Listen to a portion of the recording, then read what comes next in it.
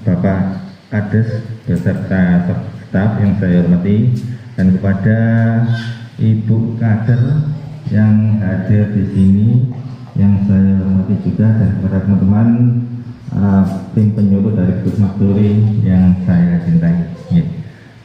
Untuk langsung saja ya, soalnya nanti Puskesmas Duri wonten rapat, biar nggak lama-lama ya.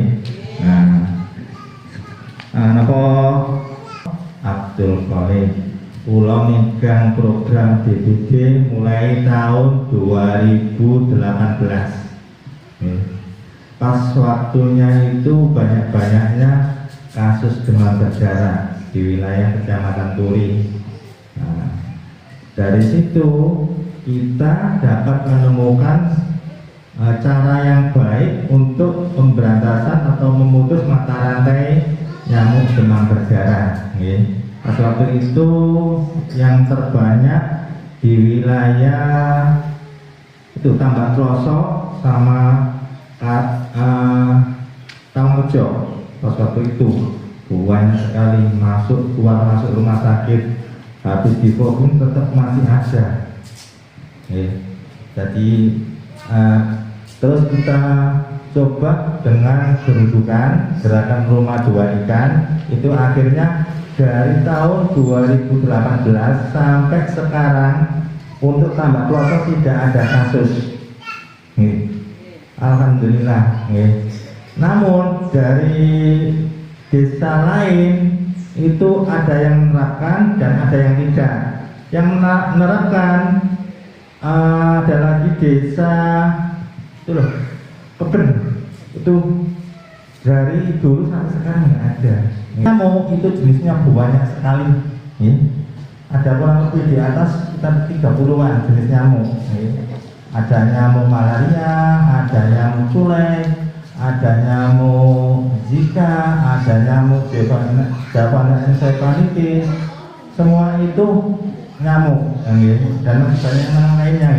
Untuk sakitnya, keluarnya itu hampir juga sama, pasti ada panasnya, itu pasti. Cuma beda dengan nyamuk demam berdarah. Kalau nyamuk demam berdarah itu nyamuk yang mematikan, yang ganas. Jadi nyamuk itu jenisnya banyak sekali. Namanya adalah arbovirosis, itu nama dari semua jenis vektor, itu ditularkan oleh nyamuk, lalat dan lainnya. Jadi nama lain dari nyamuk itu arbovirosis, itu lalat juga masuk dalam ada nyamuk Zika, ini hanya sekilas nyamuk Zika. Itu nyamuk itu jenis virusnya paravirus, itu terjadi sama keluarnya, ada demam, ada kulit bintik merah. Tapi bintik merahnya ini kalau direnggangkan itu hilang. Kalau nyamuk demam berdarah itu kalau direnggangkan itu masih tetap ada. Semisal di kulit ada bintik merah, coba jenengan kangen, kalau bintik merah itu hilang, berarti itu bukan nyamuk demam berdarah, berarti kemungkinan nyamuk yang lain. Tapi kalau direnggangkan itu tetap masih ada merahnya, berarti itu tanda dari pada nyamuk demam berdarah, berarti ada trombus, tanda pembuluh darah. Ada ini ya, nyamuk chikungunya, penyakit menular akut dengan gejala juga demam, nyeri sendi, sendi ini lorong kabeh, terus ada demam ini penyebabnya Aedes albopictus, penularannya sama karena gigitan semuanya nyamuk. Terus ada nyamuk Japanese encephalitis, ini menyerang pada otak. Jadi ini kadang ngomong ngalor ngidul, kayak om stres gitu. Sekarang kita hanya berfokus pada demam berdarah. Apa itu nyamuk demam berdarah? Yaitu satu nyamuk yang dapat mematikan dengan cara menggigit, ditularkan oleh virus dengue. Virus itu namanya dengue. Nah, untuk gejala klinisnya itu sama nih, seperti panas, nih, panas mendadak tinggi 1 sampai 3 hari, 4 hari itu panasnya akan melonjak, nih. Nah, terjadi perdarahan, nih. Perdarahan itu yang tadi saya ngomongkan, nih, ada bintik merah tadi itu berarti perdarahan. Bisa juga mimisen, nih, epitaksis, nih. Bisa juga muta darah atau BAB darah, nih. Itu sudah masuk kategori sudah parah, ya. Kemungkinan masuk dalam grade 4, ya. Nah, di situ untuk laboratorium trombositnya kurang dari 100. Nah, dikatakan diagnosa DBD itu bila mana trombositnya kurang dari 100.000. Untuk hematokritnya itu meningkat di atas 20% dari nilai normal, nggih. Jadi ciri-cirinya gitu, Bu, nggih. Ciri-cirinya itu trombositnya kurang dari 100, nggih. Kalau di atas 150, kemungkinan diagnosanya bisa demam dengue atau demam yang lain, nggih. Nah, untuk hematokritnya itu meningkat, Bu, nggih. Jadi kebalikan nih, trombositnya meningkat, untuk trombositnya menurun, gitu. Itu dari terbalik untuk misalnya itu. Penyebabnya adalah virus dengue. Nah, yang ini yang menular itu yang menggigit, yang dapat menularkan penyakit itu nyamuk perempuan. Nah, nyamuk perempuan, ya. Jadi sing nakal itu nyamuk perempuan, ya. Nakal. Nah, ciri-cirinya itu bulunya banyak, ya. Bulunya banyak, sama seperti manusia. Kalau manusia laki-laki, ya, brengose, perempuan mulus, ya. Jadi sama, ya. Jadi yang menggigit itu nyamuk perempuan, ya. Untuk masa hidupnya nyamuk perempuan itu berapa, Bu? Ayo, yang kader yang sudah kemarin saya kasih materi ini berapa, Bu? Masa hidupnya? Untuk masa hidupnya nyamuk perempuan sama nyamuk laki-laki itu beda, Bu. Nggih. Untuk nyamuk laki-laki itu sekitar 2 minggu, 2 mingguan, nggih. Sedikit sekali, nggih, masa hidupnya, nggih. Untuk nyamuk perempuan itu bisa sampai 3 bulan, nggih. Sampai 3 bulan, nggih. Jadi lebih lama nyamuk perempuan karena dia mencari makannya gampang. Kalau laki-laki yang mencari makannya itu lebih susah, sorong. Nah, untuk ini, Bu, ya, mana yang nyamuk laki-laki dan mana yang nyamuk perempuan untuk gambar ini, ya. Yang di utara ini nyamuk apa, yang A ini nyamuk apa, dan yang B ini nyamuk apa? Laki-laki yang mana, yang A apa yang B? Yang A laki-laki. Yang A? Laki-laki, Bapak? Yang A laki-laki berarti? Coba Bapak ini ada brengosnya apa enggak? Ada bulunya apa enggak? Ada. Yang banyak bulunya yang mana? Yang B. Berarti yang nyamuk yang perempuan? Yang A. Sampai yang ngomong yang mana? Berarti kebalik, salah berarti, ya. Berarti untuk nyamuk yang laki-laki itu yang B karena dia berbulu lebat, ya. Ini kan bulunya cuma 2. Jadi mengapa kok hidupnya lebih banyak dari laki-laki? Karena dia itu nggak terhalang, jarumnya itu nggak terhalang oleh bulu-bulu, ya. Jadi kalau laki-laki itu terhalang, untuk jarumnya itu lebih pendek. Jadi kalau makannya itu lebih susah, makanya hidupnya singkat, soalnya puasa terus, ya. Dan perempuan terus mau mengenai makan nih, nyamuk perempuan itu lemu-lemu, ya. Yang nyamuk laki-laki itu kurus-kurus, sama seperti manusia. Manusia dengan laki-laki kan banyak yang kurus-kurus, lemu-lemu, sama, ya. Jadi Bapak Ibu nggih. Nah, untuk selanjutnya adalah siklus hidup nyamuk Aedes aegypti nggih. Nah, untuk siklusnya ini Bapak Ibu nggih, hidup kurang lebih untuk siklus itu 10 harian. Berarti kira-kira 2 mingguan ya. Untuk siklus dari nyamuk bertelur, uget-uget jadi nyamuk lagi itu butuh waktu sekitar 2 minggu nggih, atau 10 hari nggih. Nah, untuk ini Bu ya, habis jadi nyamuk jarak 2 hari itu sudah bisa bertelur lagi. Jadi sekarang semisal netes ya, jarak 2 hari, besok itu sudah bisa bertelur.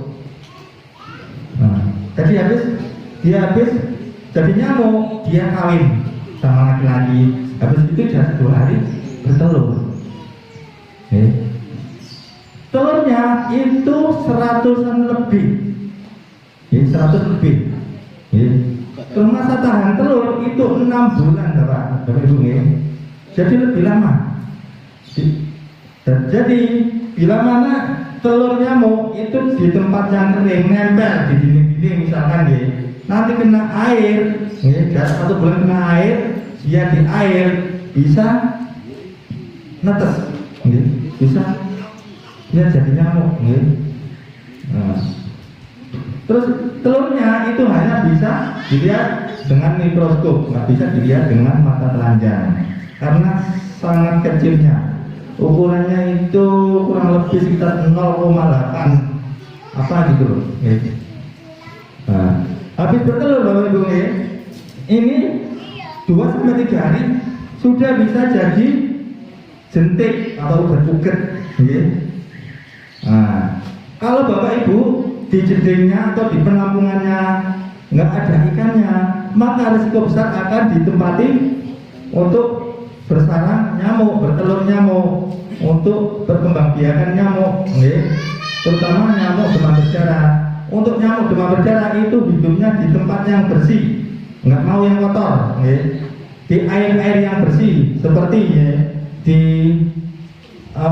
kolam, di gentongan, di tempat air, tempat aqua atau kaleng-kaleng yang kena hujan, dia akan menampung air bersih. Maka di situ akan dipakai untuk perkembangbiakan nyamuk. Maka untuk PSN itu lebih bagus atau penjagaan itu lebih bagus. Nah, habis ini habis jadi uget-uget jarak 4 hari itu bisa jadi uget-uget yang berkepala besar. Jadi ada uget-uget yang kepalanya besar, yang kepalanya besar itu nanti jarak 2 hari itu bisa jadi nyamuk lagi. Jadi prosesnya cepat sekali. Sampai bayangkan nyamuk 1 telur 100. Semisal kurang bersih, kurang sadar akan lingkungannya, maka akan resiko besar di desa tersebut akan banyak nyamuk. Terus mengapa Bapak Ibu? Pas waktu ada sat-satan itu banyak nyamuk.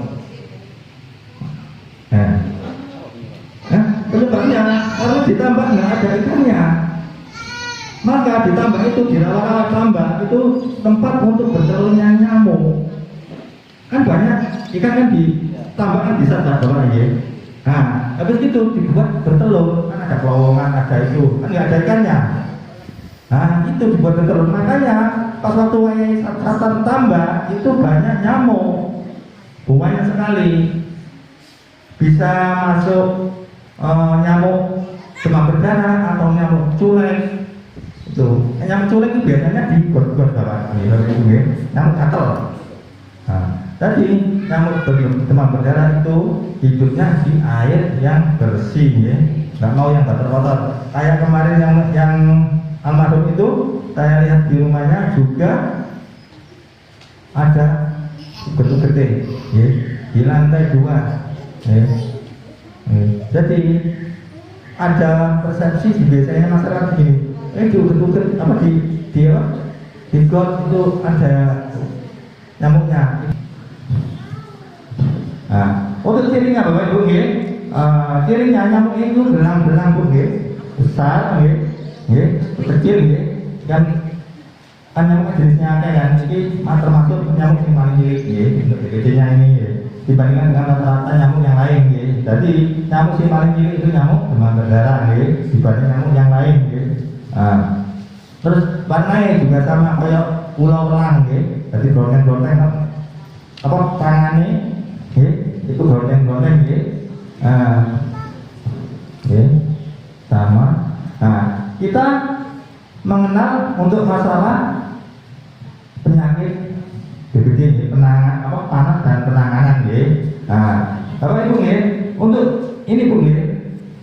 Habis nyamuk gigit di sini nggih, di sini itu di sini akan terjadi reaksi nggih. Reaksi badan awak gak enak nggih. Rasanya gerges nggih.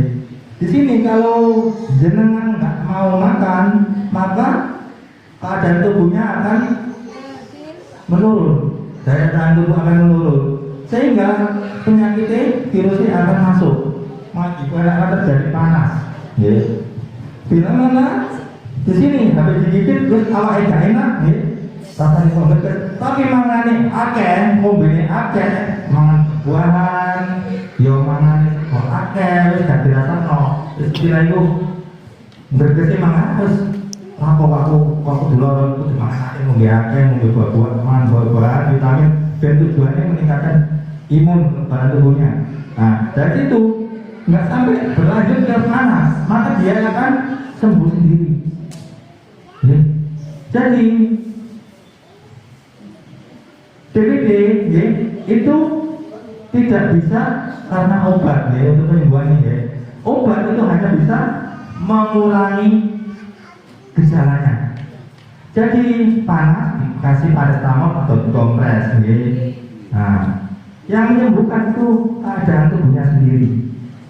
Makanya kalau ada orang kena DBD ke rumah sakit, itu terapinya hanya cairan. Cairan. Cairan antara yang dimasukkan sama keluar itu dihitung. Dan dihitung. Jadi harus sesuai. Kalau kurang, maka dia akan terjadi panas, dehidrasi, maka gizinya juga kurang, makanya akan menurun itunya. Kalau cukup, maka dia akan trombositnya akan menaik. Dari sini Bu, bila mana sudah nyampe ini, sudah jadi mulai panas, tetap aja dikasih makan minum yang bagus, yang bagus, yang bergizi, yang banyak. Minumnya paling enggak itu minimal 2 liter. 1 kali 24 jam itu minimal 2 liter. Itu standar orang yang tidak sakit. Jadi kalau orang yang sakit ya lebih bagusnya berlebih. Nah, bila mana ini naik ya tetap makannya harus banyak, minumnya banyak. Nah, bila mana punya kencing manis ya kudu diukur. Gulanya jangan sampai naik. Jadi harus diukur tetap nih. Nah, bila makan naik ini, dia akan kalau makannya cukup, gizinya cukup, keadaan daya tahan tubuhnya cukup, dia akan sembuh sendiri. Namun, bila makannya sudah panas, makannya nggak mau, alas-alasan, terus mual, muntah, nggak mau makan, akhirnya meningkat. Terus di hari keempat, trombositnya akan mengalami penurunan secara drastis di sini. Akan mengalami penurunan, bisa-bisa sampai 100 atau kurang dari 100. Namun bila mana masih makannya bagus di sini Bu, meskipun hari keempat panas, tapi makannya pedusano wis akeh bisa naik, maka dia akan bisa sembuh sendiri, akan trombositnya meningkat. Itu. Jadi intinya kalau ada panas itu tetap makannya yang banyak, minumnya yang banyak dengan tujuan meningkatkan daya tahan tubuh. Karena virus itu tidak bisa diobati dengan, tidak bisa dibunuh dengan antibiotik. Sama seperti corona. Corona adalah penyebabnya adalah virus. Sama, cuma virusnya beda. Virusnya itu banyak jenisnya juga. Jadi ini gejala ini adalah derajat 1, nggih. Derajat 1, derajat 2, derajat 3, derajat 4 nanti akan terjadi pendarahan dan sampai bisa kematian, nggih. Untuk prinsip pencegahan atau penanggulangan itu adalah dengan cara 1 promotif, nggih. 2 preventif, 3 kuratif, nggih. Untuk promotifnya, nggih, dengan cara memberikan penyuluhan, nggih. Penyuluhannya bisa di tempat gini, tempat tahlilan, yasinan, aisian, nggih, PKK bisa dikasih tahu, nggih, penyuluhannya tentang 4M+, nggih. Kayak kerutukan itu, plusnya adalah kerutukan, nggih. Siaran keliling, nggih, itu bisa digunakan untuk ambulan desa, itu bisa Bapak Ibu gunakan untuk siaran keliling, nggih, untuk pencegahan nih, biar masyarakat itu tahu, waktunya gini, kayak musim penghujan ini waktunya banyak terjadi demam berdarah, monggo dipakai bisa, nggih, untuk woro-woroi Bapak Ibu, monggo untuk bersihin desanya yang bersih, monggo kerudukannya diaktifkan, monggo saged menggunakan ambulan desa, paling ganggu, bu 1 minggu sekali keliling, saged, nggih. Untuk preventif, Bu, nggih, preventifnya dia itu dengan gerakan masyarakat dengan PSN, nggih, PSN 14. Untuk M pertama itu apa, Bu? Bapak? Betul, ayo. Menguras. Mengubur, betul.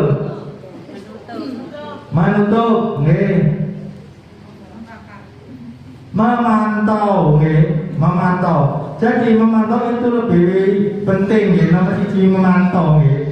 Karena apa? Karena memantau itu dengan tujuan utama. Kalau nggak dipantau, akhirnya akan ada uget-uget, nggih, atau jentik, nggih. Terus untuk yang ketiga adalah kuratif. Kuratif dengan cara pengobatan tadi, nggih, seperti kasih paracetamol, dikompres, disuruh minum banyak, itu kuratif, nggih. Nah ini untuk plusnya, Bu, nggih, untuk nilai plus, nggih, itu dengan kerudukan, nggih. Gerakan rumah 2 ikan itu lebih efektif, nggih, karena, nggih, dia tidak mengandung pestisida, tidak mengandung pestisida, nggih, tidak mengandung yang lainnya.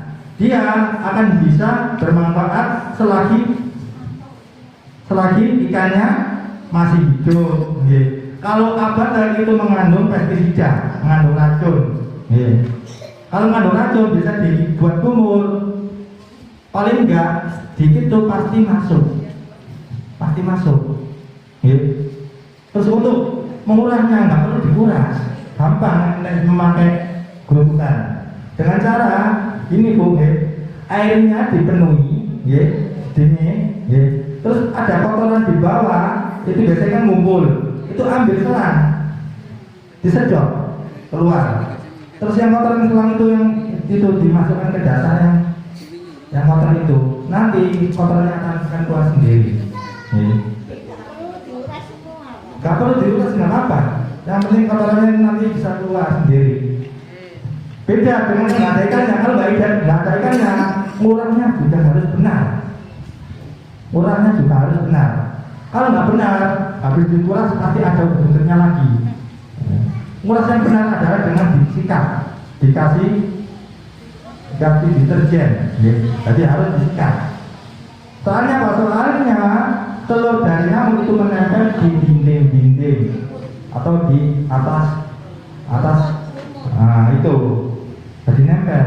Kalau kurang benar, jarak 1 hari bisa jadi nyamuk, terus untuk kedua, Bu, Ravasida sudah obat. Obatnya apa, Bu? Bila anaknya tidur, pada waktu pagi hari dan sore hari, setidaknya itu harus dikasih obat nyamuk, terserah obat nyamuk lewat lotion atau apa, monggo, ini adalah untuk ibu ya, untuk tempat-tempat pembangkitan, ada rawa yang tadi, sawah tadi, Bu, rawa, ada ini gantungan gacu, kain bekas, terus ini selokan, ban bekas, kaleng bekas, gentong-gentong, terus apa vas bunga. Ini adalah pengembangbiakan semua jenis nyamuk. Nggih. Nah, terus untuk perkembangbiakan nyamuk Aedes aegypti, nggih. Nah, ini ada vas bunga, nggih. Biasanya kan ada bunga dikasih air dibuat untuk biar berakar. Nah, itu ditempati nyamuk, nggih, pas perkembangbiakan. Ada ini, terus ini apa? Dispenser itu biasanya nggak terkontrol itu, nggak terpantau. Nih, ada netes, nggak pernah dilihat. Itu tempat untuk pembagian nyamuk Aedes aegypti. Terus di belakang kulkas, itu tempat pembagian nyamuk Aedes aegypti. Kan ada penampungnya air di belakang, ada itu. Terus kaleng bekas, ban bekas itu tempat pembagian nyamuk Aedes aegypti. Nah, terus ini tempat tataannya minum, monggo. Terus jadi kata untuk fogging itu kurang efektif karena dia hanya membunuh nyamuk yang dewasa saja. Namun bila mana kebersihan lingkungannya kurang atau nggak ada ikannya di bak mandi, maka jarak 1 hari 2 hari dia akan muncul lagi. Makanya biasanya kan habis disedot, jarak dino kok wanginya mana? Ya karena itu di sekitar rumah itu nggak ada ikannya. Maksudnya di tempat-tempat penampungan air nggak ada ikannya. Makanya untuk alokasi dana dari kabupaten untuk fogging nggak ada, Bu. Semua